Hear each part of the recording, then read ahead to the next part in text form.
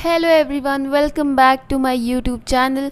और बच्चों, हमने जो है क्लास 11th केमिस्ट्री का फर्स्ट चैप्टर स्टार्ट कर रखा है, that is some basic concepts of chemistry, जिसकी काफ़ी सारी वीडियोस मैंने अब तक पहले अपलोड कर दी हैं।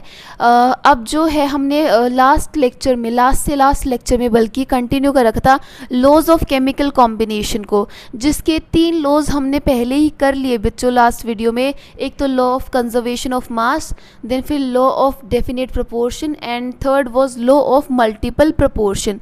अब जो है हमारे जो 2 लॉज बचे हुए हैं, आज हम उनको कंप्लीट करेंगे। और उससे पहले जो है हम एक एक्स्ट्रा लॉ पढ़ेंगे जो कि एनसीईआरटी में गिवन नहीं है, लेकिन वो कंपटीशन के पॉइंट ऑफ व्यू से काफ़ी ज़्यादा इम्पॉर्टेंट है।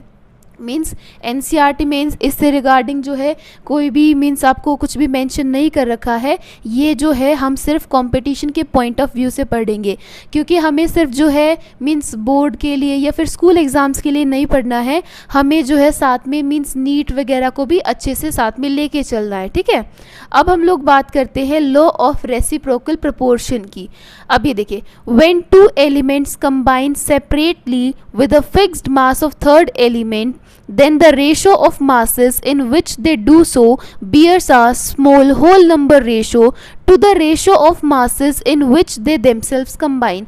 मुझे लगता है कि स्टार्टिंग में जब आप एक बार इसको पढ़ोगे डेफिनेशन को, तो आपको ये समझ में नहीं आएगी। रीज़न ये है क्योंकि मीन्स देखो, लॉ ऑफ रेसिप्रोकल प्रोपोर्शन आपको क्यों नहीं दिया गया है एनसीईआरटी में, क्योंकि ये जो 3 लॉ हमने पहले कर लिए ये उसी का जो है मिक्सचर है। तो वो लोग मानते हैं कि आपने अगर वो लॉ अच्छे से समझ लिए तो ये भी ज़्यादा डिफिकल्ट नहीं है। अब इसको देखो क्या बोल रहे हैं कि जब 2 एलिमेंट्स कंबाइन करते हैं सेपरेटली, किसके साथ कंबाइन करते हैं? वो थर्ड एलिमेंट के साथ, जिसका मास आपने क्या रखा है? फिक्स्ड रखा है। Then the ratio of masses in which they do so, तो वो जिस रेशो में, जिस मास के रेशो में वो लोग कंबाइन करते हैं, वो क्या बियर करता है? एक small whole number ratio bear करता है। किसके साथ small whole number ratio bear करता है? To the ratio of masses, किसके मासेस के रेशो के? In which they themselves combine. अब इसको जो है हम लोग ना एक एग्जाम्पल से समझने की कोशिश करते हैं बच्चों। बाय चांस जो है आपको एक एलिमेंट आपने ले लिया कार्बन, एक ले लिया सल्फर और एक हमने एलिमेंट ले लिया ऑक्सीजन। तो हम लोग क्या बोलते हैं कि जो कार्बन है वो भी ऑक्सीजन के साथ कंबाइन कर रहा है और हमारा सल्फर भी ऑक्सीजन के साथ कंबाइन कर रहा है। कार्बन ऑक्सीजन के साथ कंबाइन करेगा तो क्या बनाएगा? CO2 बनाएगा। और सल्फर अगर ऑक्सीजन के साथ कंबाइन करेगा तो सल्फर डाइऑक्साइड बनाएगा। तो हम लोग क्या करते हैं, CO2 का और SO2 का क्या निकाल लेते हैं? पहले रेशो निकाल लेते हैं अलग अलग इनकी मासेस का। कार्बन का एटॉमिक मास 12 इस टू ऑक्सीजन का एटॉमिक मास कितना हो जाएगा बच्चों? ऑक्सीजन का एटॉमिक मास होता है 16, मल्टीप्लाई में number of atoms of oxygen हमारे 2 हैं, तो 16 × 2 इज इक्वल्स टू 32। तो हमारा यहाँ पे ये आ जाएगा 12:32। अब सेम हम यहाँ पे सल्फर के लिए निकालते हैं। सल्फर का एटॉमिक मास होता है बच्चों 32 और ऑक्सीजन का फिर से निकालेंगे तो वही 16 × 2, 16 एटॉमिक मास होता है ऑक्सीजन का, मल्टीप्लाई में 2 हम उसके नंबर ऑफ एटम्स को बोल रहे हैं। ठीक है, तो 16 2 = 32। अब ये देखिए बच्चों, यहाँ पे हमारे 2 एलिमेंट्स हैं, 2 अलग अलग एलिमेंट्स हैं। ये जब थर्ड एलिमेंट के साथ कंबाइन कर रहे हैं और थर्ड एलिमेंट का मास क्या है? फिक्स्ड है। कार्बन डाइऑक्साइड के अंदर भी ऑक्सीजन का मास 32 है और सल्फर डाइऑक्साइड के अंदर भी ऑक्सीजन का मास क्या है? 32 है। तो ये हम बोल सकते हैं कि ये क्या है? ये थर्ड एलिमेंट है जिसका मास हमने क्या मान रखा है? फिक्स्ड मास मान रखा है। ठीक है, और ये वो 2 एलिमेंट्स हैं जो कि सेपरेटली कंबाइन कर रहे हैं थर्ड एलिमेंट के साथ। ठीक है, तो अब हम लोग नेक्स्ट देखते हैं। नेक्स्ट हम लोग क्या करते हैं, अब इनका मास तो सेम है तो हम लोग कार्बन और सल्फर के मास का रेशो निकालते हैं। तो कार्बन और सल्फर के मास का रेशो निकालेंगे तो कितना हो जाएगा? 12:32, क्योंकि कार्बन का 12 और सल्फर का 32। अब हम लोग क्या बोल सकते हैं, इसको अगर हम लोग कट करें तो क्या आ जाएगा? 3:8 भी बोल सकते हैं। ठीक है, मीन्स आप इसको कट करोगे तो कार्बन और सल्फर के मास की रेशो क्या आ जाएगी? 3:8 आ जाएगी। अब नेक्स्ट देखो बच्चों, ये नेक्स्ट इसमें क्या बोलना चाह रहे हैं कि अगर हम लोग जो है, एक मिनट को इसको मैं रब कर देती हूँ, अगर हमारे कार्बन और सल्फर भी तो कंबाइन कर सकते हैं। अगर ये दोनों जो है बच्चों कंबाइन करेंगे तो फिर ये क्या बनाएंगे, CS2 बनाएंगे। तो अब हम इसका भी जो है मासेस का रेशो निकाल लेते हैं। CS2 के लिए अगर हम रेशो निकालेंगे तो कार्बन का एटॉमिक मास 12 इस टू सल्फर का हमने अभी पढ़ा कितना होता है 32 मल्टीप्लाई में 2, क्योंकि हमारे पास सल्फर के 2 एटम्स हैं तो ये कितना आ जाएगा 64। तो हम लोग बोल सकते हैं कि कार्बन और सल्फर का रेशो जो होगा बाय मास दैट इज 12:64। तो अब हम लोग क्या बोल रहे हैं कि यहाँ पे भी हमने कार्बन और सल्फर का रेशो निकाला और पहले जो निकाला था यहाँ से कार्बन और सल्फर का रेशो बाय मास वो हमारा कितना आया था 3:8 आया था। तो हम लोग क्या बोल सकते हैं, इसको भी अगर हम लोग कट कर ले तो ये भी कितना आ जाएगा 3:16। कोशिश करो कि जो आप रेशो निकालो बाय मास की वो सिंपलेस्ट फॉर्म में निकालो। तो जब ये लोग सेपरेटली कंबाइन कर रहे हैं तो इनका रेशो कितना आया 3:16। जब ये दोनों अलग अलग कंबाइन कर रहे हैं थर्ड एलिमेंट के साथ जिसका मास हमने फिक्स्ड रखा है तो इन दोनों एलिमेंट्स का रेशो कितना आया 3:8। तो अगर अब हम इसका और इसका रेशो निकालेंगे तो वो हमें क्या आना चाहिए, एक सिंपल होल नंबर रेशो आना चाहिए ताकि हमारा लॉ ऑफ रेसिप्रोकल प्रोपोर्शन सच साबित हो। तो हम लोग क्या करते हैं, इसको फिर से लिख लेते, देखो हम इसको रब करते हैं। हमारे CS2 के लिए रेशो आई थी कार्बन और सल्फर की, कितनी आई थी 3:16। और जो हमारा कार्बन और सल्फर मीन्स वो ऑक्सीजन के साथ कंबाइन कर रहे थे जो हमने वो रेशो निकाली दैट वाज 3:8। तो अब हमें क्या करना है, इन दोनों का रेशो निकालना है। तो हम लोग क्या लिख सकते हैं 3/8 डिवाइडेड बाय 3/16। इसको हमने इसके रेशो में निकाल लिया। तो इसको अगर हम लोग सोल्व करें तो क्या हो जाएगा बच्चों 3/8 मल्टीप्लाई, अब हमें पता है ये जो डिवीजन में है ये ऊपर आके किस में हो जाएगा मल्टीप्लिकेशन में, मीन्स रेसिप्रोकल हो जाएगा इसका। यहाँ पे 3/16 है तो यहाँ पे आके क्या हो जाएगा 16/3। अब इसको सॉल्व कर सकते हैं, 3 को 3 से कैंसिल कर देंगे और ये 8 1 ज़ा 8 8 2 ज़ा 16। तो हमारा रेशो क्या आ जाएगा 2:1 हमारा रेशो आ जाएगा। तो ये क्या है, एक सिंपल होल नंबर रेशो है। तो इट मीन्स ये जो है लॉ ऑफ रेसिप्रोकल प्रोपोर्शन को फॉलो करता है। अब फिर से जो है हम लोग डेफिनेशन को पढ़ते हैं और फिर देखते हैं कि अगर आपको फिर भी समझ में नहीं आया तो आप मुझे कमेंट सेक्शन में बता सकते हैं। देखिए लॉ ऑफ रेसिप्रोकल प्रोपोर्शन को आप देखिए, when two elements combine separately, when two elements combine separately with a fixed mass of third element, then the ratio of masses in which they do so, bears a simple whole number ratio, to the ratio of masses in which they themselves combine। किसके साथ वो simple whole number ratio bear करेंगे, to the ratio of masses. जब आप उनका masses का ratio निकालोगे कब, जब वो लोग सेपरेटली कंबाइन कर रहे हैं। ठीक है, तो पहले कार्बन ऑक्सीजन के साथ कंबाइन करके CO2 बना रहा है, सल्फर ऑक्सीजन के साथ कंबाइन करके सल्फर डाइऑक्साइड बना रहा है। इन दोनों का रेशो निकालिए, मास का रेशो निकालेंगे, इसका 12:32, इसका 32:32। अब आपने क्या देखा, carbon and sulphur combine separately with fixed mass of oxygen. हमने देख लिया कार्बन और सल्फर जो है कंबाइन कर रहा है किसके साथ, फिक्स्ड मास ऑफ ऑक्सीजन के साथ, इन रेशो ऑफ मासेस। अब इनका रेशो निकालेंगे, देखिए ऑक्सीजन का तो फिक्स्ड है, इसका आप कुछ नहीं करेंगे, जो अलग एलिमेंट्स है उनका रेशो निकालिए। तो कार्बन सल्फर का निकालेंगे तो क्या आ जाएगा 12:32। सॉल्व करेंगे तो हमारा क्या आ जाएगा 3:8 आ जाएगा। तो अब हम लोग नेक्स्ट क्या बोलेंगे, ratio of masses in which carbon and sulphur themselves combine to form CS2। अब हमारे कार्बन और सल्फर भी तो कंबाइन कर रहे हैं और वो कंबाइन करके क्या बना रही है CS2। अब इन दोनों का रेशो ऑफ मासेस निकालिए, क्या हो जाएगा, कार्बन यहाँ पे 12, CS2 में 12 और सल्फर का एटॉमिक मास 32 होता है, 32 मल्टीप्लाई 2 इज इक्वल्स टू 64। तो ये कितना आ जाएगा 12:64। सॉल्व करेंगे तो 3:16 इसकी वैल्यू आ जाएगी। फिर हमें क्या करना है, यहाँ पे भी कार्बन और सल्फर का हमने रेशो निकाला और यहाँ पे भी निकाला, तो अब इन दोनों का रेशो आप लोग सेपरेटली निकालिए। 3/8 divide by 3/16 which is equals to, हम लोग इसको करेंगे तो ऊपर रेसिप्रोकल हो जाएगा, 3/8 मल्टीप्लाई 16/3। सॉल्व करेंगे तो हमारा वैल्यू क्या आ जाएगा, 2:1 आपकी रेसिप्रोकल की मीन्स आपकी रेशो आ जाएगी। तो ये था बच्चों आपका लॉ ऑफ रेसिप्रोकल प्रोपोर्शन। अगर आपको इसमें कोई भी डाउट रहे फिर भी मीन्स ये जो है एनसीईआरटी में मेंशन नहीं है, पर आप जब भी नीट का एग्ज़ाम देते हैं तो उसमें जो है इससे काफ़ी अच्छे सवाल पूछे जाते हैं आपसे, ठीक है, तो इसको ध्यान से करिएगा। अब नेक्स्ट हम लोग देखते हैं एक और example law of reciprocal proportion का। देखिए हमने जो है दो एलिमेंट्स ले लिए, सल्फर और ऑक्सीजन, किसके साथ कंबाइन कर रहे हैं, with the third element which have fixed mass. Sulphur hydrogen के साथ कंबाइन करेगा तो H2S बनाएगा, ऑक्सीजन हाइड्रोजन के साथ कंबाइन करेगा तो H2O यानी कि वाटर बनाएगा। इनका रेशो निकालिए। हाइड्रोजन का जो है रेशो एटॉमिक मास कितना होता है, 2। देखिए मैं आपको सॉल्व करके दिखाती हूँ ताकि आपको अच्छे से समझ में आ जाए। एक मिनट,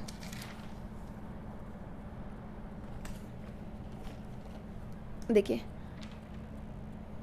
हमने क्या बोला, हमारा एलिमेंट्स है सल्फर ऑक्सीजन, जो कि किसके साथ कंबाइन कर रहे हैं, with the third element that is hydrogen. Hydrogen के साथ कंबाइन कर रहे हैं, ये इसके साथ कंबाइन कर रहा है तो H2S बना रहा है, ऑक्सीजन हाइड्रोजन के साथ कंबाइन करके H2O बना रहा है। यहाँ पे इनका रेशो निकालिए मासेस का। हाइड्रोजन का एटॉमिक मास 1 मल्टीप्लाई में नंबर ऑफ एटम्स हाइड्रोजन के कितने, 2, प्लस में सल्फर का एटॉमिक मास हमने अभी पीछे पढ़ा कितना होता है, 32। हम लोग प्लस नहीं करते, रेशो ले लेते, हाइड्रोजन उसका हाँ रेशो ले रहे ना, तो हाइड्रोजन का हो जाएगा 2 सल्फर का 32। अब सिमिलरली यहाँ पे भी निकालिए, हाइड्रोजन का एटॉमिक मास 1 ग्राम मल्टीप्लाई में नंबर ऑफ एटम्स 2 ऑक्सीजन की रेशो कितनी हो जाएगी आपकी 16, क्योंकि ऑक्सीजन का एटॉमिक मास 16 होता है, मल्टीप्लाई में नंबर ऑफ एटम्स 1, ऑक्सीजन का एक ही एटम है तो 1 से मल्टीप्लाई कर दिया, तो ये कितना आ जाएगा 2:16 आ जाएगा।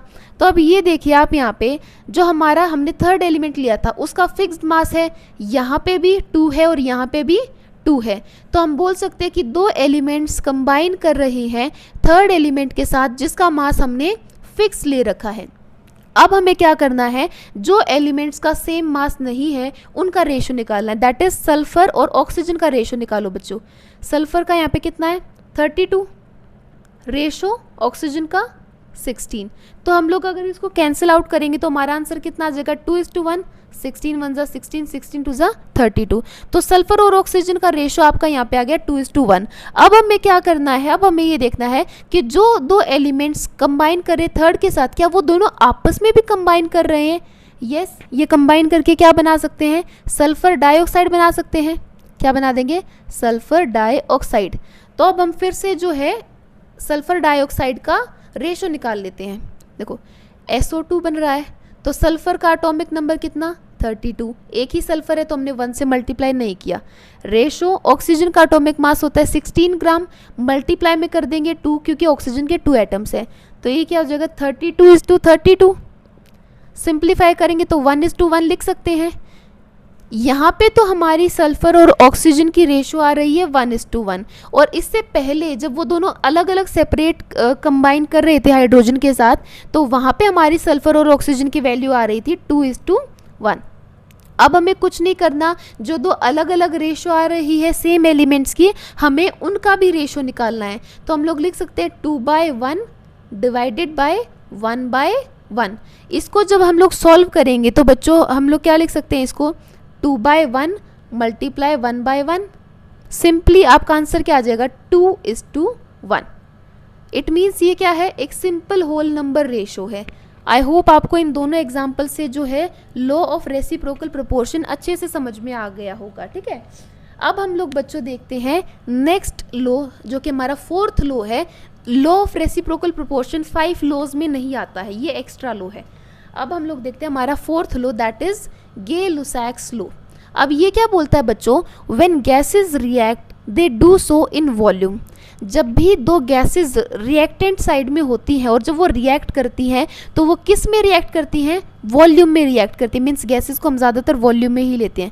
विच bears a simple whole number ratio, यानी कि दो गैसेस अगर आपस में कंबाइन करेंगी तो उनके बीच का रेशो क्या होगा, एक सिंपल होल नंबर रेशो होगा टू वन अनदर, एक दूसरे के प्रति भी उनका जो रेशो होगा वो सिंपल होल नंबर रेशो होगा, और किसके होगा, और किसके साथ सिंपल होल नंबर रेशो होगा, and to the volume of products formed if that is also gases. और अगर हम लोग जो है उनका रेशो निकालेंगे प्रोडक्ट साइड के साथ भी, तो भी वो सिंपल होल नंबर रेशो आएगा, लेकिन कब, जब हमारा प्रोडक्ट भी क्या हो, गैसियस फॉर्म में हो, यानी कि हमारा प्रोडक्ट भी गैसियस बना हो। तो देखो हम ना इसको एक एग्जांपल से समझते हैं, फिर आपको ये क्लियर हो जाएगा।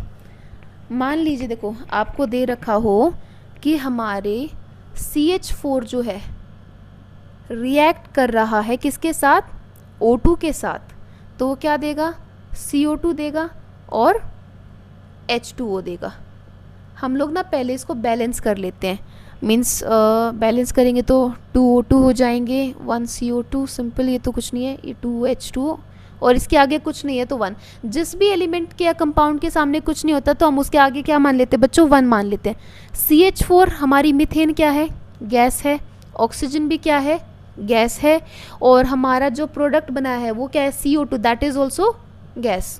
तो अब हम लोग क्या बोल सकते हैं बच्चों, देखो दो गैसेस ने रिएक्ट किया, तो ये जब रिएक्ट करेंगी तो किस में रिएक्ट करेंगी, ये वॉल्यूम में रिएक्ट करेंगी।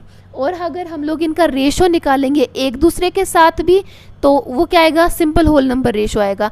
और अगर हम लोग इन दोनों का रेशो निकाले प्रोडक्ट के साथ, तो भी वो एक सिंपल होल नंबर रेशो आएगा, अगर हमारा प्रोडक्ट भी क्या है, गैसियस है। तो मान लीजिए देखो हम लोग इसको क्या लिख सकते हैं कि 1 वॉल्यूम तो आपका मीथेन है, वो किसके साथ रिएक्ट कर रहा है, 2 वॉल्यूम ऑक्सीजन के साथ रिएक्ट कर रहा है, और फिर वो क्या दे रहा है, 1 वॉल्यूम CO2 दे रहा है। ठीक है, तो हमने क्या देखा, हम लोग ये कोफिशिएंट को देखते बच्चों, कोफिशिएंट जो है हम उसी के साथ वॉल्यूम लगा देते हैं कि 1 वॉल्यूम मीथेन है, 2 वॉल्यूम ऑक्सीजन है, और हमारा 1 वॉल्यूम CO2 मिल रहा है।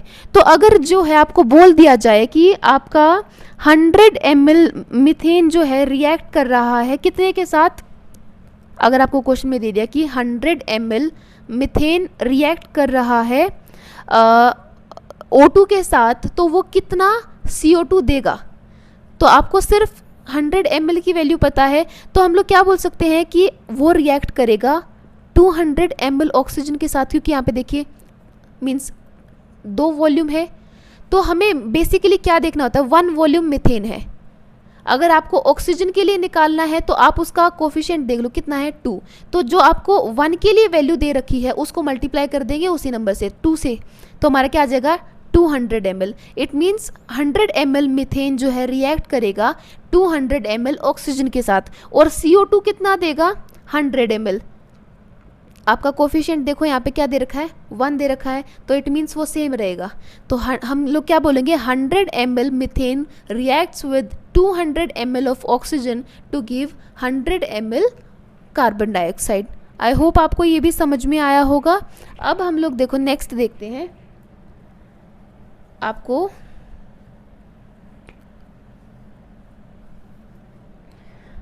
हमारा नेक्स्ट लॉ क्या है बच्चों, नेक्स्ट है हमारा अवोगाड्रोस हाइपोथेसिस। अवोगाड्रोस हाइपोथेसिस क्या बोलता है, if all physical conditions such as temperature and pressure remains same, then equal volume of all gases contains equal number of molecules. Avogadro ने ये हाइपोथेसिस दिया था। हाइपोथेसिस क्या होता है बच्चों, मीन्स ये जो एक इमेजिनरी थिंग है, मीन्स ठीक है, हाइपोथेसिस मीन्स ये सिर्फ एक बोला गया है, ऐसा रियल में एग्जिस्ट नहीं होता है। तो उसने क्या बोला कि अगर हम लोग जो है सारी फिजिकल कंडीशंस को सेम रख दें, टेम्परेचर को भी सेम रखें, प्रेशर को भी सेम रखें, और अगर हम लोग जो है इक्वल वॉल्यूम ले लें गैसेस की, तो इक्वल वॉल्यूम ऑफ गैसेस के अंदर सेम नंबर ऑफ मॉलिक्यूल्स होंगे। अब हम लोग देखो इसको एक एग्जाम्पल से समझते हैं। मान लीजिए हमने जो है क्या लिया, 100 ml CO2 लिया। मान लेते कि हमें क्वेश्चन में दिया गया कि 100 ml CO2 के अंदर जो है आपके पास Y मॉलिक्यूल्स हैं। कितने मॉलिक्यूल्स हैं गैस के, Y मॉलिक्यूल्स हैं। अब आपको बोल दिया गया कि हमने जो है टेम्परेचर को और प्रेशर को सेम रखा है, हमने टेम्परेचर और प्रेशर को सेम रखा है। तो अब ये बताओ कि हमारे पास 100 ml NH3 के अंदर कितने मॉलिक्यूल्स होंगे गैस के। तो देखो बच्चों, एवोगैड्रोस हाइपोथेसिस यही बात बोलता है कि अगर आपका टेम्परेचर और प्रेशर सेम है, ये कांस्टेंट है, तो आपके पास इक्वल वॉल्यूम ऑफ गैसेस के अंदर सेम नंबर ऑफ मॉलिक्यूल्स होंगे। आप भले ही दो अलग अलग गैसेस ले रहे हो, लेकिन अगर उनकी वॉल्यूम सेम है और अगर आप फिजिकल कंडीशंस यानी कि टेम्परेचर और प्रेशर को सेम रखते हो, तो जितने नंबर ऑफ मॉलिक्यूल्स CO2 के अंदर है, उतने ही नंबर ऑफ मॉलिक्यूल्स आपके अमोनिया गैस के पास भी होंगे। इट मीन्स अमोनिया के अंदर भी कितने मॉलिक्यूल्स होंगे? Y मॉलिक्यूल्स होंगे। आई होप आपको ये भी समझ में आया होगा। अगर आपको यहाँ पे थर्ड गैस दे दी जाए कि आपके पास 100 ml CH3 है, इसके अंदर बताओ कितने मॉलिक्यूल्स होंगे? अगर हमने टेम्परेचर और प्रेशर सेम रखा है तो वॉल्यूम सेम है, टेम्परेचर प्रेशर सेम है, तो नंबर ऑफ मॉलिक्यूल्स भी क्या रहेंगे? सेम रहेंगे। तो हमारे पास यहाँ पे कितने नंबर ऑफ मॉलिक्यूल्स आ जाएंगे? Y molecules. बिना सोचे समझे सेम नंबर ऑफ मॉलिक्यूल्स लिख दो अगर आपका टेम्परेचर प्रेशर सेम है और वॉल्यूम भी सेम है। तो अगर यहीं पे बच्चों आपको एक और कंडीशन दे दी जाती कि आप ये बताओ कि आपके पास 50 ml ऑफ CO2 के अंदर कितने मॉलिक्यूल्स होंगे? आपने क्या किया? वॉल्यूम को आधा कर दिया। पहले 100 ml ले रखा था, 100 ml लिया तो Y मॉलिक्यूल्स थे। अब हमने वॉल्यूम को हाफ कर दिया, मीन्स 100 का हाफ कर दिया तो 50 आ गया। ठीक है, 100 का हाफ कर दिया तो हमारे मॉलिक्यूल्स भी क्या हो जाएंगे? आधे हो जाएंगे। तो हमारे 50 ml CO2 के अंदर कितने मॉलिक्यूल्स होंगे? Y/2 मॉलिक्यूल्स होंगे। ठीक है, तो ये आपका जो है एवोगैड्रोस हाइपोथेसिस बोलता है। तो यहाँ से हम लोग जो है एक सिंपल कंक्लूजन क्या निकाल सकते हैं बच्चों, कि हमारी जो वॉल्यूम ऑफ गैस है, volume of gas is directly proportional to number of molecules. ठीक है, ये कब होगा? Only if temperature and pressure remains same. यदि आपका टेम्परेचर और प्रेशर सेम है तो वॉल्यूम ऑफ गैस जो है वो डायरेक्टली प्रोपोर्शनल होगा नंबर ऑफ मॉलिक्यूल्स के। मीन्स आप अगर सेम वॉल्यूम लेते जा रहे हो तो उसके अंदर नंबर ऑफ मॉलिक्यूल्स भी क्या होंगे? सेम होंगे। आई होप आपको ये समझ में आया होगा। तो यहाँ पे जो है बच्चों हमारे लॉज ऑफ केमिकल कॉम्बिनेशन का वीडियो कंप्लीट होता है। हमने पढ़ा कि हमारे 5 लॉज ऑफ केमिकल हमारे 5 लॉज होते हैं जो कि केमिकल कॉम्बिनेशन को बताते हैं। ठीक है, जिसके 3 लॉज जो है हमने प्रीवियस वीडियो में कर लिए थे, 2 लॉ आज हमने कंप्लीट कर लिए हैं। Law of reciprocal proportion 5 laws में इंक्लूड नहीं होता है, वो सिर्फ कंपटीशन के व्यू से हमने किया है, एनसीईआरटी में उसका कोई जिक्र नहीं है। ठीक है, तो आपके जो है laws of chemical combinations complete होते हैं। नेक्स्ट वीडियो लेक्चर में हम लोग करेंगे बच्चों कंसंट्रेशन टर्म्स। कंसंट्रेशन टर्म्स से पहले जो है आपको मोल कंसेप्ट अच्छे से आना चाहिए, जिसकी वीडियो जो है मैंने पहले ही अपलोड कर दी है, इससे पहले अपलोड कर दी है। तो आप चाहे तो पहले मोल कंसेप्ट को जो है अच्छे से समझ के आए, तब जाके फिर हम जो है कंसंट्रेशन टर्म्स वाले टॉपिक को क्लियर कर पाएंगे। तो this is all for today's video. अगर आपको वीडियो पसंद आया हो तो चैनल को जल्दी से सब्सक्राइब कीजिएगा, वीडियो को ज़्यादा से ज़्यादा शेयर करें और ज़्यादा से ज़्यादा लाइक भी करें। अगर आपको फिर भी कोई डाउट रहता तो आप कमेंट करके पूछ सकते हैं। Thank you so much for watching my video.